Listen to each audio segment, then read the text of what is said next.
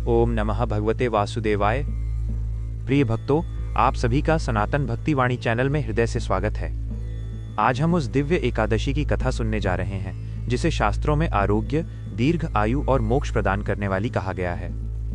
ये है फाल्गुन मास की आमलकी एकादशी। शास्त्रों में वर्णन आता है कि इस दिन आंवले के वृक्ष में स्वयं भगवान विष्णु का वास होता है। आमलकी एकादशी का शास्त्रीय महत्व। फाल्गुन मास की शुक्ल पक्ष की एकादशी को आमलकी एकादशी कहा जाता है। शास्त्र कहते हैं, जहां आंवला है वहां धर्म है, वहां आयु है, वहां आरोग्य है और वहां मोक्ष का मार्ग खुलता है। इस एकादशी का व्रत सहस्र गोदान के समान फल देता है। आमलकी एकादशी व्रत कथा बहुत प्राचीन काल की बात है। वैदिश नामक एक धर्मनिष्ठ राजा राज्य करता था। राजा स्वयं भगवान विष्णु का भक्त था, पर उसकी प्रजा धर्म और व्रतों से विमुख हो चुकी थी। भोग, आलस्य और अज्ञान राज्य में फैलने लगे। राजा का मन अत्यंत दुखी हुआ। एक दिन राजा महर्षि वशिष्ठ के पास पहुंचे और विनम्रता से बोले, हे गुरुदेव, कलियुग में ऐसा कौन सा व्रत है जो सरल हो पर फल में महान हो? महर्षि ने कहा, हे राजन, फाल्गुन मास की आमलकी एकादशी समस्त एकादशियों में विशेष फल देने वाली है। आंवले के वृक्ष में ब्रह्मा, विष्णु और महेश तीनों का वास है। जो व्यक्ति इस दिन व्रत कर आंवले के वृक्ष का पूजन करता है, उसके जन्म जन्मांतर के पाप नष्ट हो जाते हैं। राजा द्वारा व्रत का आयोजन।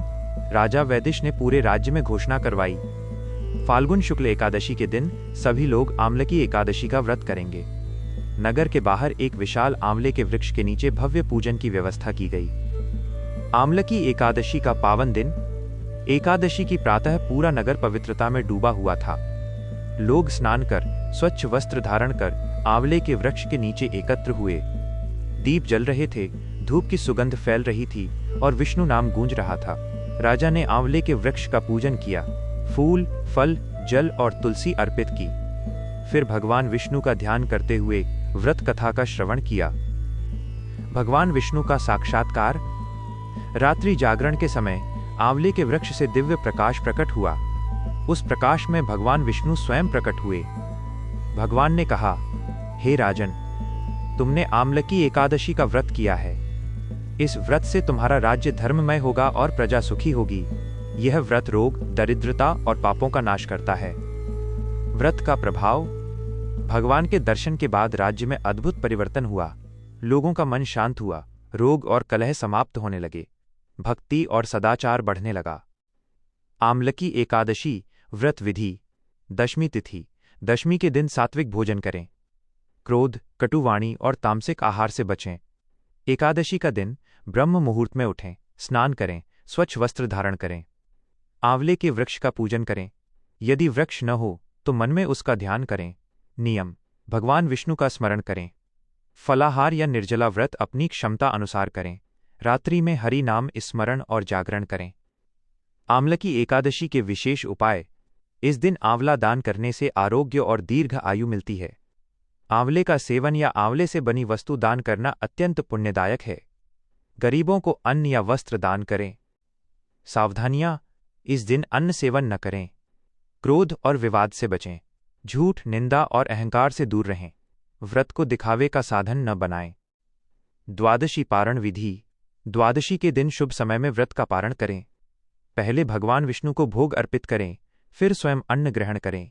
यदि संभव हो तो ब्राह्मण या जरूरतमंद को दान करें। आमलकी एकादशी का फल। ये व्रत रोग नाश करता है, दीर्घ आयु देता है, धन और शांति प्रदान करता है और अंत में वैकुंठ की प्राप्ति कराता है। भावनात्मक समापन। आमलकी एकादशी केवल एक व्रत नहीं, ये वो दिन है जब प्रकृति स्वयं भगवान बनकर भक्त को आशीर्वाद देती है। यदि जीवन में कष्ट, रोग या अशांति हो तो फाल्गुन मास की आमलकी एकादशी श्रद्धा से अवश्य करें। भगवान विष्णु अवश्य कृपा करेंगे।